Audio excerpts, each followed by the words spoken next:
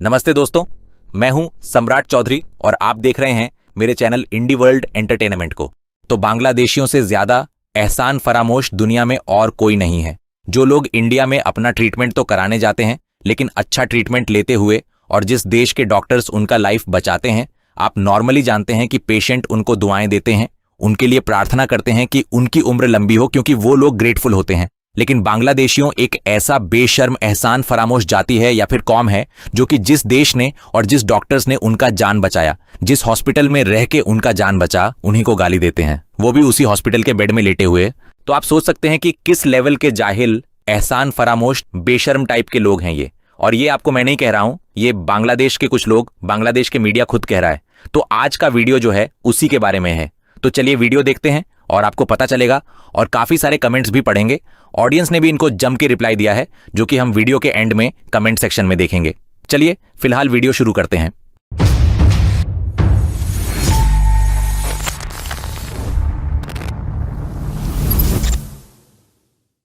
दोस्तों, मेरे ये दो चैनल्स 50% पार्टनरशिप सेल्स के लिए अवेलेबल है। मतलब चैनल के ओनर आप होंगे, लेकिन कंटेंट्स मैं बनाता रहूंगा। मतलब invest once and earn for lifetime. अगर आपको ये चैनल्स खरीदना है तो मुझे कांटेक्ट कीजिए इस नंबर पे। दोस्तों, ये वीडियो एक दिन पहले YouTube पर अपलोड हुआ था और इस वीडियो का टाइटल था, भारत बांग्लादेश के प्रति इतना अमानवीय क्यों है। आमतौर पे हम इंट्रोडक्शन को लंबा नहीं करते। हम शुरुआत में ही सिर्फ रिक्वेस्ट करते हैं कि अगर आपको हमारी डिस्कशन अच्छी लगे और ऑब्जेक्टिव लगे तो आप चैनल सब्सक्राइब करके हमारे साथ जुड़े रह सकते हैं। এতদিনে মনে হইলো বাংলাদেশের মানুষ সম্পর্কে একটা কথা। আমার তো মেডিকেল ট্যুরিজমের ব্যবসা ছিল। अब जाके ऐसा लगा कि बांग्लादेश में लोगों के बारे में एक बात कहूं। मेरा मेडिकल टूरिज्म का बिजनेस था, इसलिए मैं ये अच्छी तरह जानता हूं। स्टेशन पर मतलब हॉस्पिटल जाने के लिए निकलते हैं, हॉस्पिटल जा रहे हैं फ्री ट्रीटमेंट कराने। मैं बेंगलोर स्टेशन पर यानी रेलवे स्टेशन पर बात कर रहा हूं। फ्री ट्रीटमेंट कराने जाते हुए भारत को गाली देते जाते हैं। मैंने खुद सुना है, हॉस्पिटल के बेड पर लेटे लेटे भी भारत को गाली देते हैं।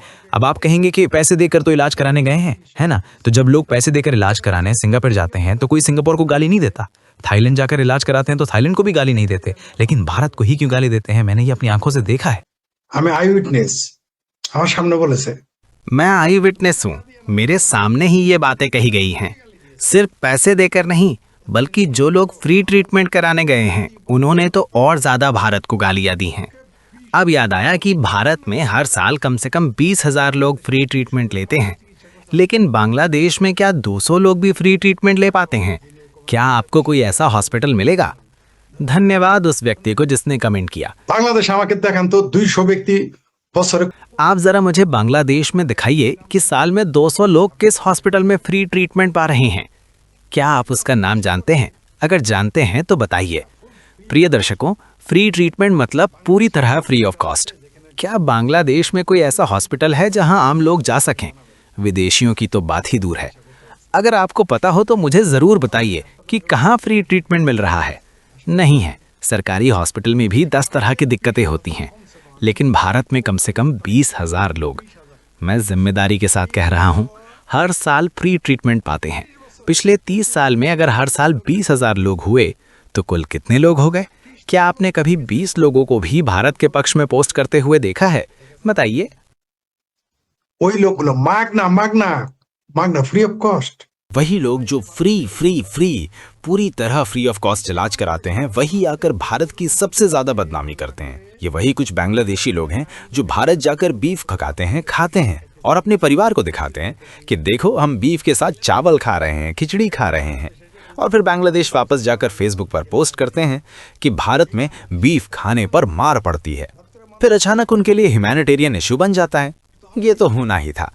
आगे भी और ऐसे इश्यूज देखने को मिलेंगे। हम अगर कहते हैं कि भारत के बिना ह्यूमैनिटेरियन सपोर्ट मुश्किल हो जाएगा तो लोग गालियां देते हैं, लेकिन ये बात सिर्फ आम लोग नहीं, बल्कि कुछ ऑफिशियल्स और फॉरेन मिनिस्ट्री लेवल पर भी कही गई है, जिसे बहुत लोग नहीं जानते। जो लोग बांग्लादेश से भारत इलाज के लिए जाते हैं उनमें से लगभग 90% भारत विरोधी माइंडसेट रखते हैं, सीधे तौर पर एंटी इंडिया होते हैं।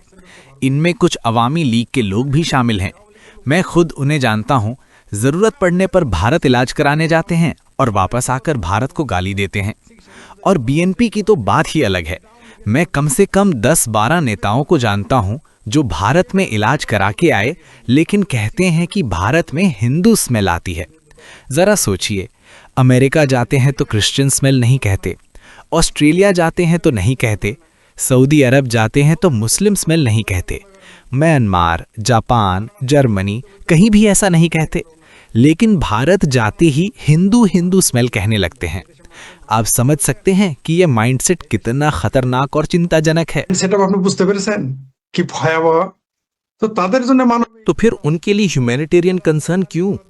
तेल तो पीरों के पास है ना, पानी परात दे देंगे, मौलवी हैं दुआ कर देंगे, फिर इलाज की जरूरत क्या है, और वो भी भारत जाकर। अब जाकर याद आया कि ह्यूमैनिटेरियन इशू हो रहा है। ये बात तो हम भी पहले से कहते आ रहे हैं। कुछ दिन पहले 200 कोच लेकर आए, अब 8000 टन तेल लेकर आए, और हमारे इंडिया बॉयकॉट करने वाले लोग ही शुक्रवार आधी रात को 8000 टन डीजल ले आए भारत से। अब वो बॉयकॉट करने वाले लोग कहाँ हैं? कोई जवाब नहीं है। तो यही भारत का दुर्भाग्य है कि उसके पड़ोसी देश उससे हर तरह की सुविधा लेते हैं और फिर उसी भारत को गाली भी देते हैं। और ये पड़ोसी देशों का सौभाग्य है कि उन्हें भारत जैसा एक मजबूत और सभ्य पड़ोसी मिला है। अगर भारत पाकिस्तान या अफगानिस्तान जैसा होता तो हालात अलग होते, तब सब सीधे हो जाते। इसी वजह से लोग खुलकर कहते रहते हैं कि भारत पर कब्जा कर लेंगे, 7 सिस्टर्स ले लेंगे, दिल्ली पर कब्जा कर लेंगे। लेकिन अगर भारत भी पाकिस्तान या अफगानिस्तान जैसा सख्त रवैया अपनाता, या अगर बांग्लादेश कोई गैर मुस्लिम राज्य होता और ऐसे बयान देता कि दिल्ली या 7 सिस्टर्स पर कब्जा करेगा, तो शायद 5 मिनट में ही हालात बदल जाते और देश पर कब्जा कर लिया जाता। यही वजह है कि लोग ऐसी बातें करने की हिम्मत कर पाते हैं। बांग्लादेश को अपना ही प्रोविंस घोषित कर देता। लेकिन हमारा भी सौभाग्य है और उनका भी सौभाग्य है कि ऐसा एक शांत और सहनशील पड़ोसी देश मिला है। हमने हिंदुओं को देखा है। मेरे घर के सामने ही एक हिंदू मोहल्ला है। मेरे घर की खिड़की के बिल्कुल सामने से ही सब दिखता था। कभी कभी देखा कि उनमें झगड़ा होता था, लेकिन वो लाठी लेकर दौड़ते नहीं थे। अगर हाथ में लाठी होती भी तो उसे फेंक देते थे। 2 भाई आपस में मारपीट नहीं करते, बल्कि बस हल्की फुल्की हाथापाई या कुश्ती जैसी करने लगते थे। अगर कोई डंडा या हथियार होता तो उसे भी छोड़ देते थे और ऐसे ही भिड़ जाते थे। लेकिन हमारे यहाँ उल्टा होता है, लोग कुश्ती छोड़कर डंडा उठा लेते हैं। अगर बांग्लादेश को ऐसा पड़ोसी नहीं मिलता तो शायद बांग्लादेश भी सीधा हो जाता, पाकिस्तान भी सीधा हो जाता। मालदीव तो पहले ही सीधा हो चुका है, सभी सीधे हो जाते, सबका ही भाग्य अच्छा है। ভালো ভারতের মতো একটা फरीद भाई फरीद भाई, हमारे डॉक्टर यूनुस की सरकार के समय चाइना में इलाज के दरवाजे खुल गए हैं। पाकिस्तान में भी इलाज के लिए रास्ता खुल गया है और अब थाईलैंड भी आप जा सकते हैं। চিকিৎসার দুয়ার খুলে গেছে। থাইল্যান্ডে এখন আপনারা যেতে পারেন। এই তো আমরা চীনে, পাকিস্তানে বা থাই क्या हम चाइना, पाकिस्तान या थाईलैंड में इलाज कराने नहीं जा सकते? वहां भी तो हम ऑल्टरनेटिव के तौर पर समाधान ढूंढ सकते हैं, खासकर तब जब भारत के साथ हमारे संबंधों में काफी इश्यूज चल रहे हों। ঝামেলা টামেলা চলে। उन्हें जाने को कहिए, जरूर जाने को कहिए। जब चीन ने कहा था कि बांग्लादेश में 1 लाख करोड़ का हॉस्पिटल बनाएगा, तब मैं हंसता था। मुझे याद है ये बात यूनुस के समय कही गई थी। मैं खुद इस मेडिकल बिजनेस से जुड़ा रहा हूं, इसलिए मुझे अच्छी तरह पता है। भारत से सस्ता इलाज आपको कहाँ मिलेगा? भारत से बेहतर हेल्थ केयर और दवाइयाँ कहाँ मिलेंगी? भारत जैसे अवेलेबल डॉक्टर्स आपको कहाँ मिलेंगे? तो लोग चीन क्यों नहीं जाते? कितने लोग गए हैं? पाकिस्तान में भी तो फ्री ट्रीटमेंट वाले हॉस्पिटल हैं, फिर लोग वहां क्यों नहीं जाते? क्यों नहीं जाते? ये जो प्यारे पाकिस्तान वाले हैं, पाकिस्तान में भी फ्री ट्रीटमेंट देने वाले हॉस्पिटल हैं, ये मैं जानता हूं। फिर लोग वहां क्यों नहीं जाते? थाईलैंड भी जाते हैं, लेकिन हर कोई क्यों नहीं जा पाता? वीजा ही नहीं मिलता। थाईलैंड इलाज के लिए जाना हो तो वीजा चाहिए, जो हर किसी को नहीं मिलता। सिंगापुर में भी वीजा मिलना आसान नहीं है, तो मिडिल क्लास लोग कैसे जाएंगे? और जो अमीर लोग हैं वे भी कई बार दूसरे देशों में इलाज के लिए चले जाते हैं। यहाँ तक कि भारत के भी बहुत अमीर लोग इलाज के लिए विदेश जाते हैं। मैं ऐसे कई लोगों को जानता हूँ। দলিল করেছে কি কেন আমেরিকা যে থাইল্যান্ডে थाईलैंड में इलाज इतना सस्ता नहीं है, वो काफी एक्सपेंसिव पड़ता है। और पाकिस्तान भी मेडिकल ट्रीटमेंट के मामले में उतना एडवांस नहीं है। তো ব্যয়বহুল না। सिर्फ एक्सपेंसिव ही नहीं है, वीजा भी नहीं मिलता। बांग्लादेश से कितने लोग थाईलैंड या सिंगापुर का वीजा पाने के योग्य हैं? भारत का भी वीजा हर किसी को नहीं मिलता। हर साल लगभग 30% वीजा रिजेक्ट हो जाता है। मेडिकल वीजा के लिए तो और भी मुश्किल होती है।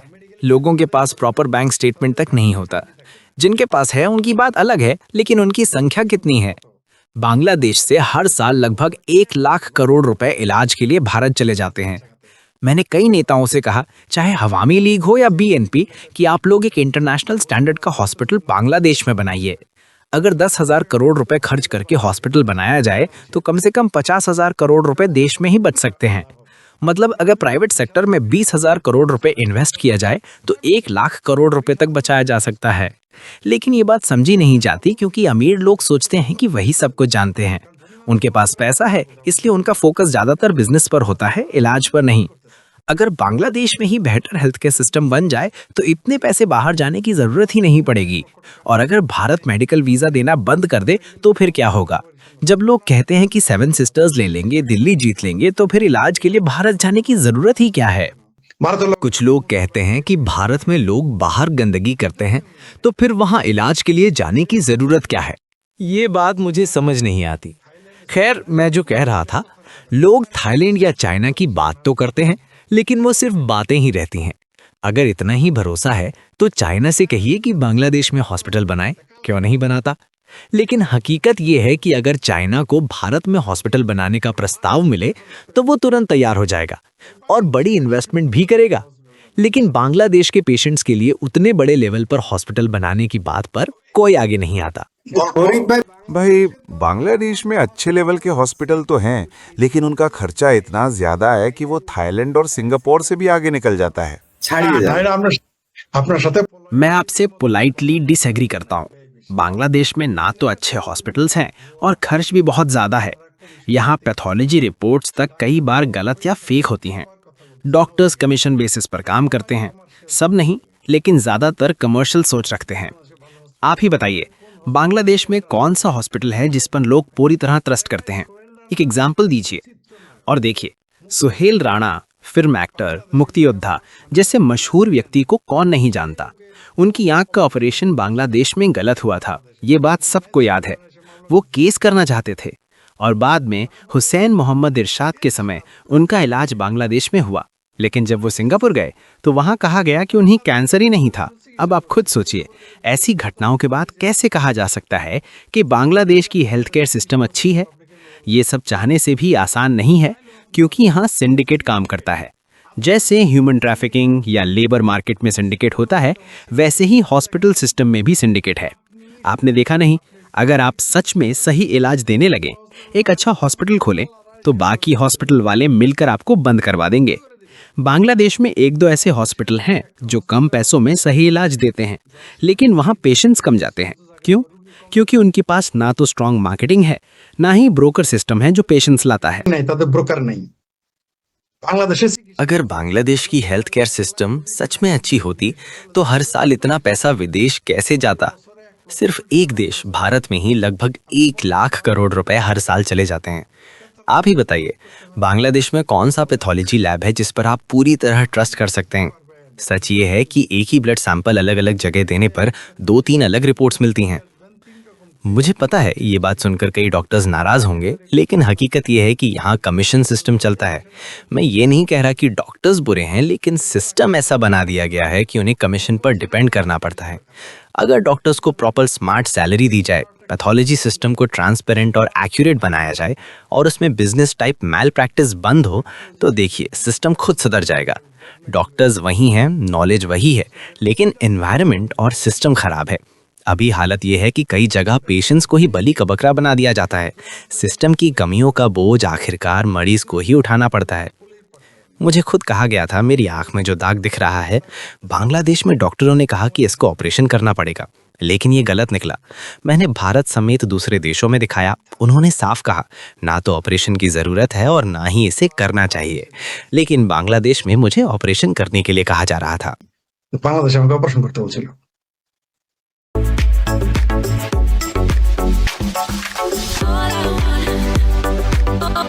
सबसे पहले अंजन कुमार भांजा ने लिखा है कि बिना पैसे इलाज करवाकर भी जो लोग बदनाम करते हैं उन्हें ही बेईमान कहा जाता है। उसके बाद मोनिका मुखर्जी ने लिखा है कि जब तक मोदी जी हैं अपने देश को कहिए कि मोदी जी की तारीफ करें, क्योंकि इसके बाद योगी जी प्रधानमंत्री बनेंगे, तब समझ में आएगा कि कितने ढान में कितना चावल। उसके बाद जयंत कुमार सरकार ने लिखा है कि बांग्लादेशियों के लिए प्रॉपर एजुकेशन प्राप्त करना बहुत जरूरी है। उसके बाद शाखावतो सेन ने लिखा है कि अगर भारत के प्रति नफरत कम नहीं हुई तो बांग्लादेश बर्बाद हो जाएगा। उसके बाद MR2X ने लिखा है कि बांग्लादेश जैसा बेईमान देश दुनिया में दूसरा नहीं है। सच में भारत के पास बहुत पेशेंस है। अगर भारत की जगह चाइना, पाकिस्तान, इजराइल या ईरान जैसे देश होते तो बांग्लादेश समझ जाता कि असली हालत क्या होती। सिचुएशन गाजा से भी ज्यादा खराब होती। उसके बाद हरे राम ने लिखा है कि अगर मोदी जी के बाद बुलडोजर बाबा योगी आदित्यनाथ आए तो इन लोगों की क्या हालत होगी।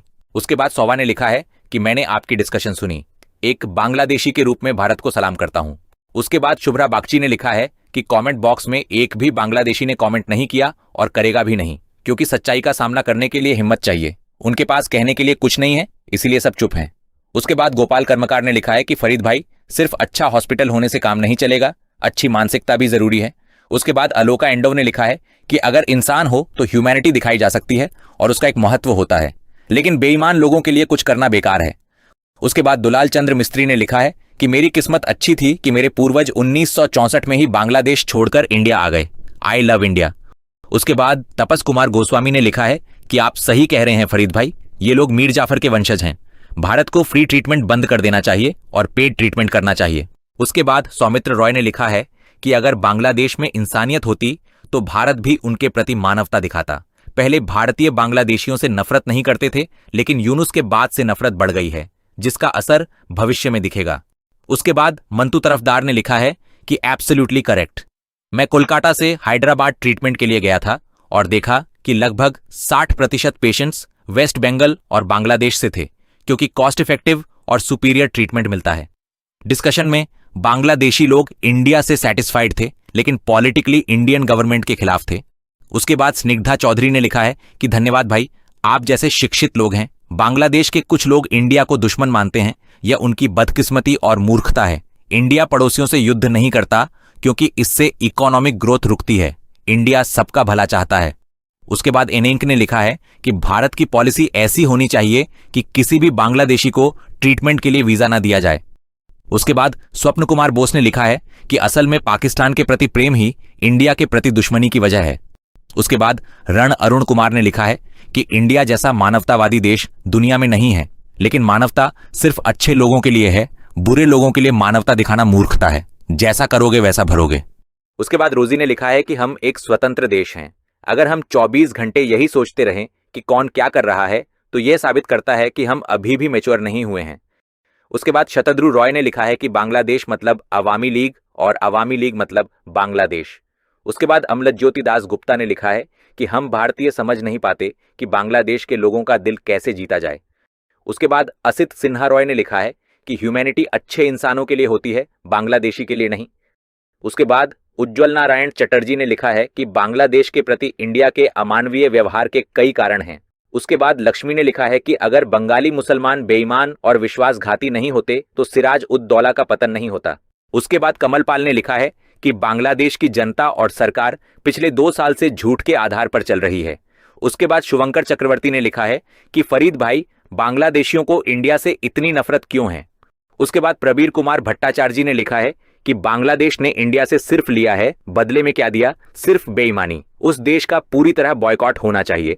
उसके बाद शिवली सरकार ने लिखा है कि अगर खून में ही बेईमानी और विश्वासघात है तो 90% लोग इंडिया और हिंदूज को नुकसान पहुंचाने की कोशिश करेंगे। उसके बाद मंजूषा रुद्र ने लिखा है कि किसी भी फॉरेनर को मुफ्त इलाज नहीं मिलना चाहिए। उसके बाद सौम्या ज्योति बेरा ने लिखा है कि बांग्लादेशियों से कहता हूं, आईने के सामने खड़े होकर खुद से पूछो कि यूनुस के समय में आपने इंडिया के साथ क्या किया, जवाब खुद मिल जाएगा।